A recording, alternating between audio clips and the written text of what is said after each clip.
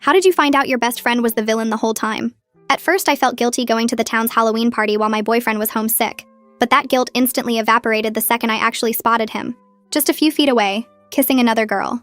My best friend Lori gasped when she saw them, fighting back a smile, something I didn't even notice at the time. "Oh no, I'm so sorry. Don't worry, you'll find someone who will fit you more," she said, in a tone like she was holding back a laugh. She grabbed my arm and started dragging me towards them before I yanked it back. "We have to go confront him," she insisted. I shook my head, already biting back tears. "I can't," I told her before running off to disappear with the crowd.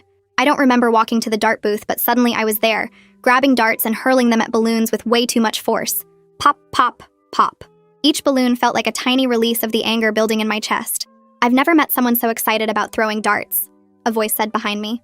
I turned to see a guy in a phantom mask leaning against the booth, laughing. "If only your aim matched your energy." I looked at the board where only 3 of my darts actually hit a balloon and frowned. "Thank you for the advice, but I actually missed on purpose."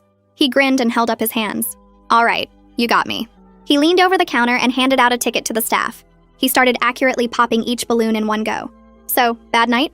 I paused, rolling the dart in my hand. "Terrible. Worst night of my life, maybe," I said quietly.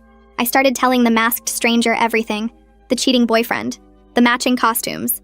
How stupid I felt. He listened to every word without interrupting. When I finished, he was quiet for a moment before saying, "You know what the saddest part about this is?" I shook my head. "The worst part is you're blaming yourself. I can hear it in your voice. Like somehow you missed the signs or weren't enough." He stepped closer. "But the truth is, people who cheat aren't looking for something better. They're just looking for something easier. And that's on them, not you." I felt tears forming behind my mask.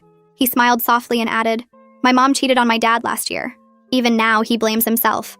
We stood there in silence for a moment, the party noise fading into background static. "You want to know something crazy?" I asked. He nodded. "This is the first time tonight I haven't felt completely shattered." He smiled behind his mask. I don't remember who moved first, but the space between us disappeared and suddenly we were sharing a kiss under the moonlight. The sound of my midnight alarm pulled us apart. "Wait, your name," he said, grabbing hold of my hand. I shook my head.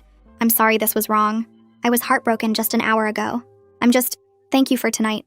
And I left him, thinking I'd never see him again. The next morning, Lori burst into my room and shoved her phone in my face. "Look at this! Isn't it romantic?"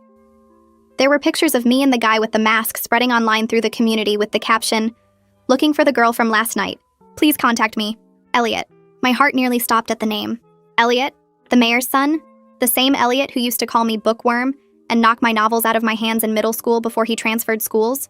"No way," I said flatly. "It can't be him. That guy last night was so sweet. The Elliot I knew was a little jerk face."